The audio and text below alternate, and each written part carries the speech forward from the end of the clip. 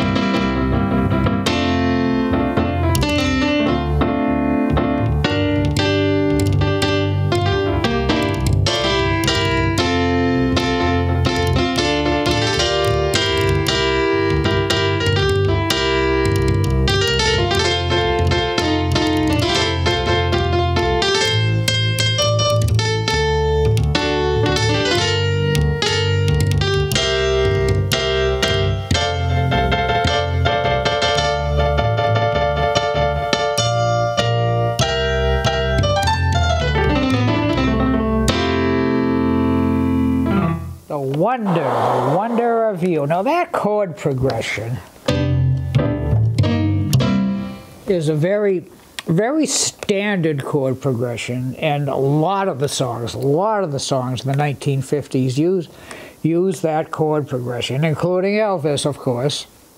I think the Everly Brothers used that, again, that chord progression, that series of chords, on just about all of their big hits too. So very 50-ish sounding-ish, even used today actually. All right, well actually this tune is serving kind of double duty, because the tune was written in 1933. So wait a minute, Coach Dave, this is the 50s, that's right. But it also became a hit when it was part of a medley with the tune from the theme from Picnic. And the tune we're going to play is Moonglow, which I think we played for our 30s decade, but it also became a big hit in 1956 as part of that medley, so much so that people confuse it and say it's the theme from Picnic, but nay, Picnic is the theme from Picnic. So here's a little Moonglow.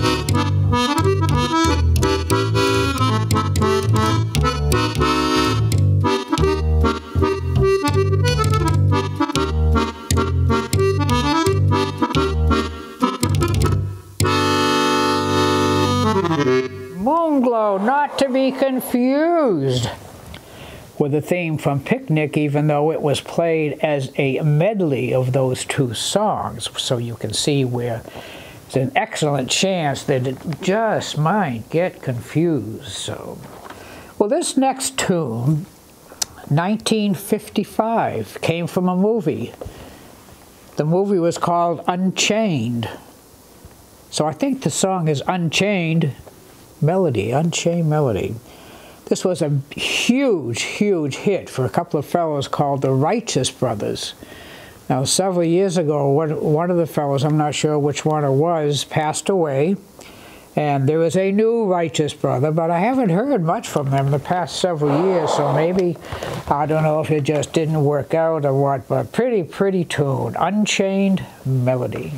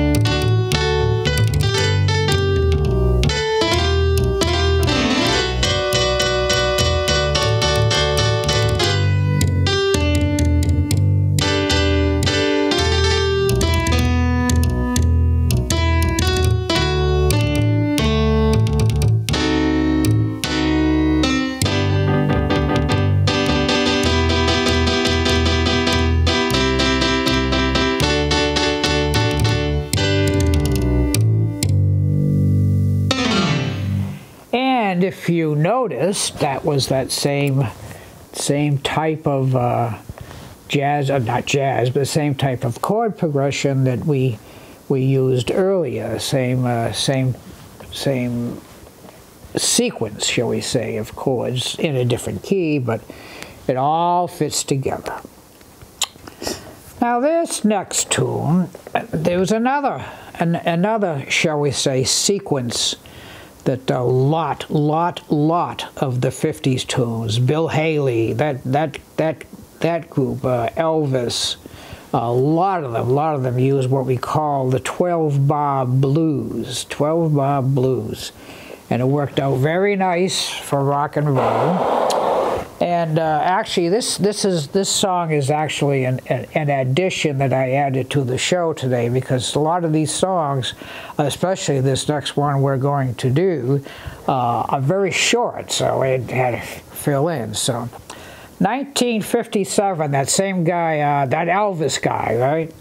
Little tune called Jailhouse Rock. Remember this one?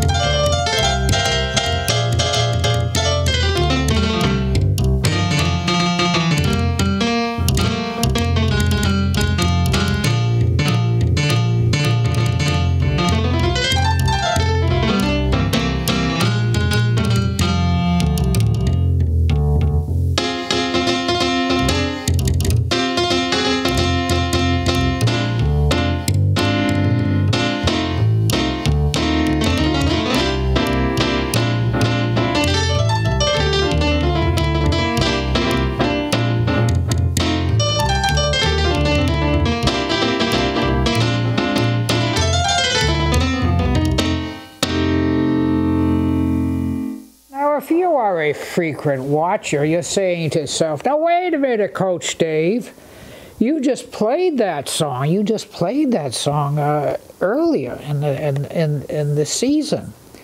And actually, I probably did. And you know why? You see, back in the 50s, when somebody had a hit song, amazingly, the next song that came out was very, very similar. So they almost got a twofer. Because the song I played before is, wait a minute, let me think now. I can't think of the name of it. Oh, what's wrong with me? But it was also a big Elvis hit. Actually, it's the same song, same notes, same chord progression, but just a little bit different.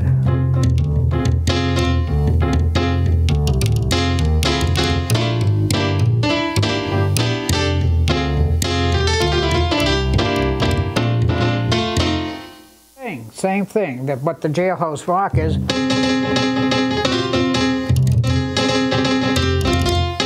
still those same notes. So never let it be said that Elvis didn't also take advantage of all this. So Jailhouse Rock, and why can I not think of the name of that other song? Well, it'll come to me as soon as we close the show. So.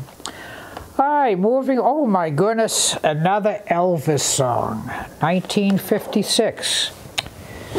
Now this song was taken, shall we say, from a folk song back in the 1860s. The song was called Aura Lee, and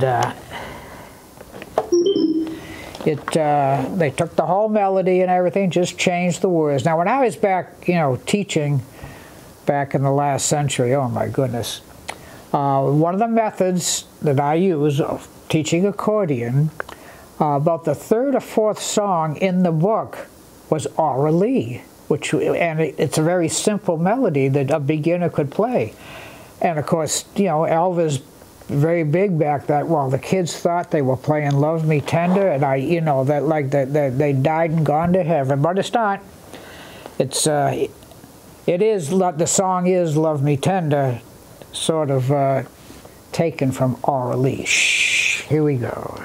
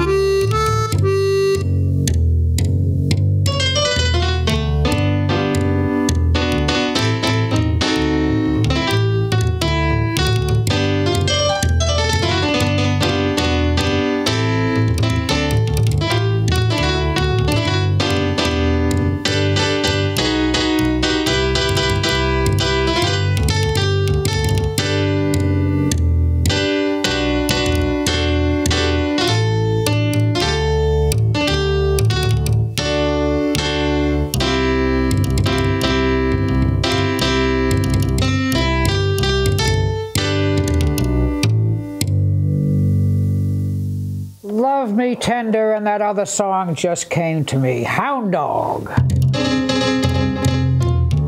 That's Hound Dog. That's Jailhouse Rock. So somebody could be playing Hound Dog, and I could be playing Jailhouse Rock, and they would just fit in very nicely. So, point made, I guess. Well, we're getting down towards the end of our time today. Now, this last tune is probably, in spite of Elvis, in spite of everybody else, probably the biggest song of the entire 1950s.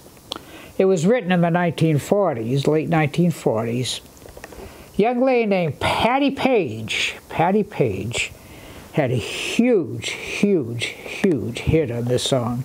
And I remember, you know, my mother and my aunts, you know, all singing this song, like I said. So this was probably the biggest hit of the 1950s, and it was done as a waltz. Now, you know, Coach Dave doesn't do any waltzes, not because they're not nice, they're very nice, but they're just too dainty. You can't, you know, kind of mess with them.